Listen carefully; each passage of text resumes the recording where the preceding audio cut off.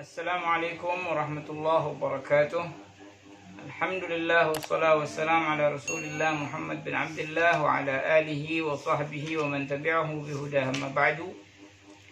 Berkata Syekh Salim bin Abdullah bin Sumair dalam kitab Safinatun Najah sampai perkataan beliau faslun an-niyah. Fasal menerangkan tentang niat. An-niyah menurut bahasa adalah al-qasdu, ya, bertekad menuju itu niat. Maka hadis Nabi sallallahu alaihi wasallam yang beliau sabdakan, niyatul mu'min khairum min amalih. Niat seorang mukmin maksudnya adalah tekad yang bulat seorang mukmin terkadang lebih baik daripada amalnya. Itu niat menurut bahasa. Namun niat menurut syariat adalah qasdu syai' muqtarinan bi fi'lih. Bermaksud mengerjakan sesuatu yang berbarengan dengan perbuatannya. Jadi saat kita berwudu, niat itu harus berbarengan dengan perbuatan. Dan pertama rukun wudu adalah mencuci wajah pada anggota. Itu harus dibarengi dengan niat yang menjadi rukun wudu yang pertama. Jadi seakan-akan rukun wudu adalah niat dan wajah dibarengi. Ya, begitu juga dalam salat saat takbiratul ihram. Ini dalam setiap ibadah niat itu harus dibarengi sesuai sabda Nabi sallallahu alaihi wasallam, innamal a'malu binniyat. Sesungguhnya amal itu dengan niat. Sesungguhnya amal saleh itu dengan niat. Dengan itu berbarengan. Seperti halnya kita mengatakan saya berjalan dengan Zaid. Nah, berarti saya berjalan berbarengan dengan Zaid. Kecuali dalam 3 hal. Niat itu tidak harus berbarengan dengan perbuatannya. Yang pertama adalah as-shaum, puasa. Sesuai sabda Nabi sallallahu alaihi wasallam, man lam yubayyitin niyyah fala siyamalah. Siapa yang tidak menginapkan niatnya maka tidak sah puasanya, karena alasannya karena sulitnya untuk membarengi niat dengan fajr. Yang kedua adalah zakat. Zakat boleh diniatkan dari sejak kita di rumah. Ya. Begitu kita ingin mengeluarkan zakat fitri misalnya, kemudian kita niatin. Ya, niatnya di rumah. Dan tidak boleh dan tidak baik, ya, karena alasannya menjaga hati orang-orang fakir dan miskin yang berhak menerima zakat. Jadi jangan kita niatkan itu di depan mereka. Saya niatkan mengeluarkan zakat. Hadza idza, ya, mengganggu hati fuqara dan masakin. Makanya diperbolehkan niat zakat sebelum diberikan kepada mustahiknya.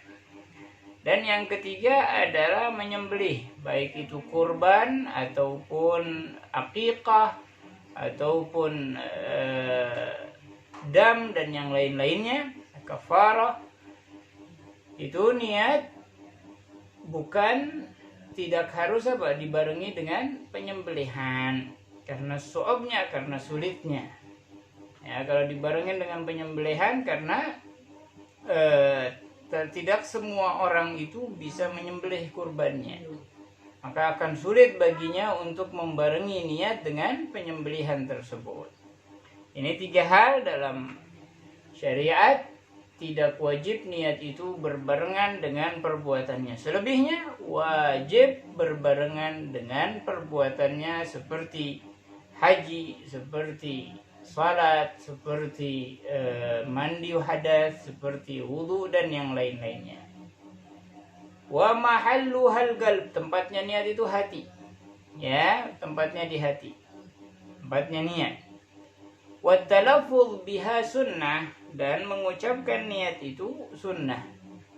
Sama Nabi SAW melafazkan niat saat haji. Namun riwayat berbeda-beda sehingga muncullah faham bahwa haji itu ada 3 ya, ada qarn, ada ifrad, dan juga ada tamattu. Karena ikhtilaf ahli hadis dalam sigat niatnya Nabi sallallahu alaihi wasallam. Kan Sayyidina Ali bin Abi Thalib karramallahu wajhah, beliau telat tidak bareng dengan Nabi saat haji. Kemudian beliau berniat, nawaitu mithlu ma nawa Rasulullah sallallahu alaihi wasallam.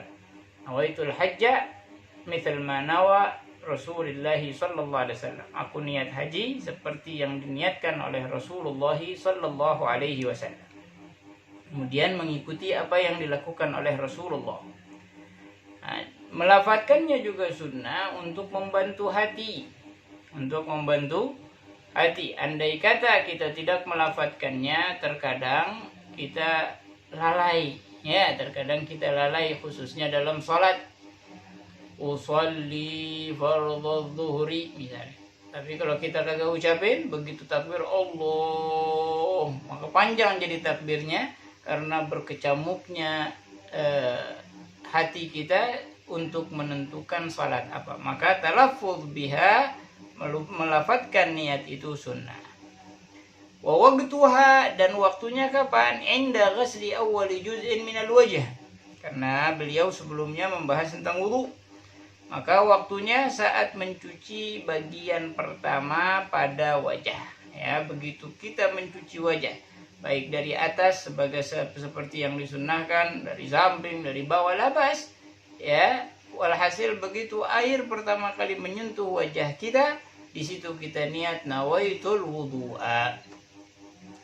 Adapun watartibu, adapun tertib, an la yuqaddima udwan ala udhin, tidak mendahulukan anggota tubuh dari anggota tubuh yang sebelumnya, dalam artian harus berurutan wajah, tangan, kepala, dan kaki.